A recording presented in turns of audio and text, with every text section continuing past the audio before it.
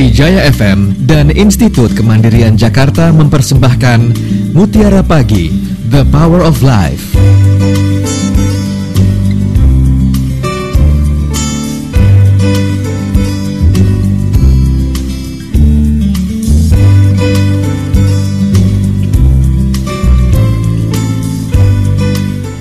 Assalamualaikum warahmatullahi wabarakatuh. Selamat pagi perwisal muda dimanapun Anda bersama kami. Kembali di kesempatan minggu pagi ini, tanggal 7 Januari 2007, kita bertemu dalam Mutiara Pagi yang merupakan hasil kerjasama Trijaya Network dengan Institut Kemandirian.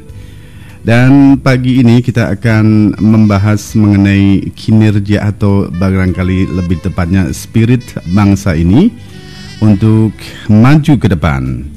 Bangsa pecundang dan bangsa pemenang, itulah topik kita pagi hari ini.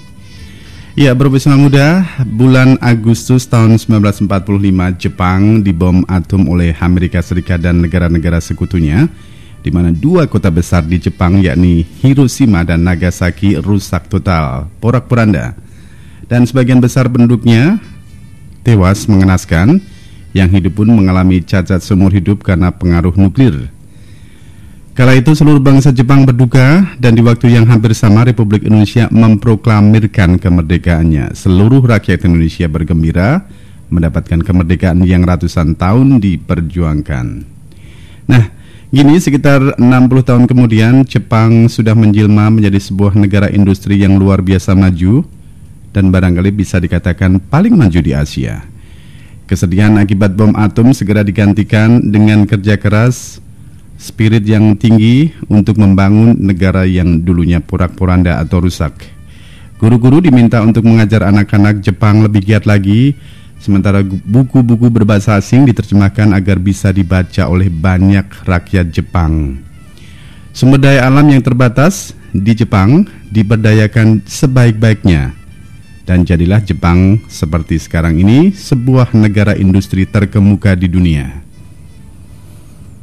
Sebaliknya dengan Indonesia, tampaknya kegembiraan kemerdekaan merupakan suatu hal yang harus dirayakan sepanjang 60 tahun perjalanan kemerdekaannya. Hampir-hampir tidak disadari bahwa sepanjang kemerdekaannya kita, bangsa Indonesia, hanya bias menumpuk hutang. Padahal potensi kekayaan alam Jepang hanya seujung kuku yang dimiliki bangsa Indonesia. Dari tanahnya bisa digali puluhan barang tambang. Dari lautnya bisa dipanen berbagai jenis ikan yang tidak perlu diberi makan. Sementara tanahnya subur dan bahkan ada yang mengatakan tongkat kayu dan batunya pun bisa menjadi tanaman. Itulah bangsa Indonesia dengan sumber daya alam yang melimpah. Sementara Jepang dengan sumber daya alam terbatas. SDM Jepang begitu bagusnya, sangat majunya, dan spirit untuk maju pun ada di negara itu. Namun di Indonesia, barangkali Anda mengetahui jawabannya. Dan untuk membahas masalah ini atau topik kita pagi ini adalah bangsa pecundang dan bangsa pemenang, kita akan bersama Bung Jainal Abidin. Beliau ini adalah Rektor Institut Kemandirian. Assalamualaikum Bung Jainal. Assalamualaikum warahmatullahi wabarakatuh. Mengganggu nggak ini pagi ini? Oh, tidak. Sudah direncanakan. Sudah direncanakan. Bangsa pecundang dan bangsa pemenang. Apakah saya termasuk pecundang dalam hal ini, Bung Jainal?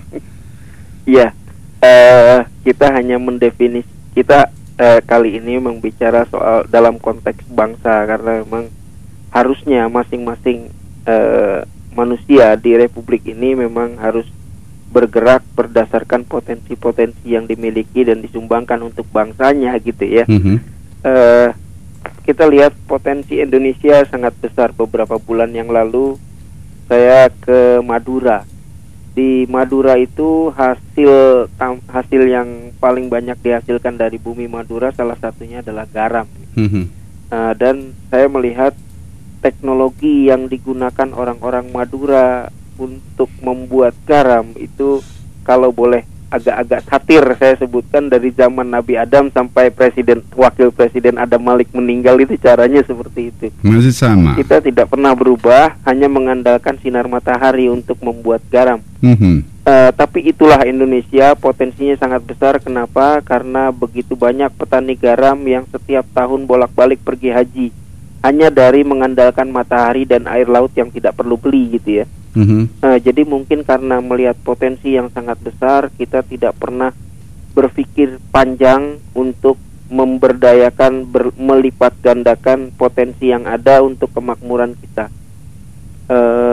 Jadi saya melihat potensi kita besar, tapi hasil yang kita dapatkan sangat kecil.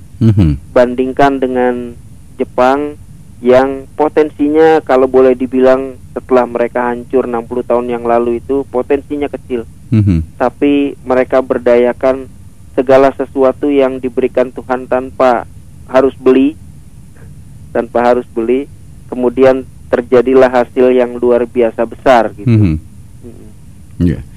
Baik, profesional muda, Anda pun bisa terlibat dalam diskusi kita pagi hari ini. Silakan Anda kirimkan SMS, bisa melalui SMS di 0812 1111 046 atau 0812 1-nya 4 kali 046, atau bisa melalui SMS, maksud kami melalui telepon langsung di 021 391 2252 021 391-2252 atau 0213925078. Bung Abidin, Jainal, kalau dari apa yang Anda kemukakan tadi bisa dikatakan bahwa sumber daya alam Jepang sangat terbatas, tapi SDM-nya, sumber daya manusianya luar biasa. Iya.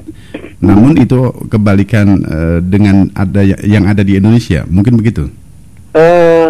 Kalau kita lihat sekarang ini, kondisi SDM Indonesia sudah lebih maju lah setidaknya dibandingkan beberapa puluh tahun yang lalu. Salah satu indikatornya kita lihat sudah banyak anak-anak di negeri ini yang sudah jadi juara Olimpiade Fisika misalnya. Jadi dari sisi SDM sebenarnya kemampuan otak, kecerdasan mereka tidak kalah dengan bangsa-bangsa lain. Tapi memang kualitas SDM tidak hanya tergantung dari kecerdasan semata. Artinya ada pola sikap, pola perilaku yang memang sampai saat ini kita masih lemah. Kita masih sangat lemah. Artinya misalnya kalau kita menginginkan sesuatu, kita selalu menginginkan jalan pintas. Kita bukan bangsa yang pekerja keras. Jadi kalau mau apa-apa maunya cepat, dan setelah itu terjadi kita sepertinya tidak mau merawat. Sebagai salah satu contoh, kalau kita ke terminal gitu ya, terminal jarang sekali kita bisa menyaksikan menggunakan toilet-toilet yang memang kondisinya sangat bagus. Bahkan kadang-kadang cari toilet saja dapatnya kondisinya menyedihkan sekali, padahal waktu dibangun kondisinya sudah cukup bagus, tapi merawatnya kita tidak mampu. Masalah kita memang di SDM. Tapi Anda katakan tadi sebenarnya SDM sendiri kualitasnya atau mutunya tidak kalah dengan negara lain. Yang menjadi masalah adalah mungkin apanya nih? Pola sikap, pola perilaku mereka. Pola pikir, pola sikap? Iya, pola pikir, pola sikap. Artinya mereka bukan pekerja keras. Jadi gini, kalau orang cerdas tidak mau kerja keras, itu hasilnya saya kira nol besar gitu ya. Tapi saya sering ketemu dengan orang-orang yang dari sisi tingkat kecerdasannya dia tidak terlalu tinggi, tapi mereka adalah pekerja-pekerja keras.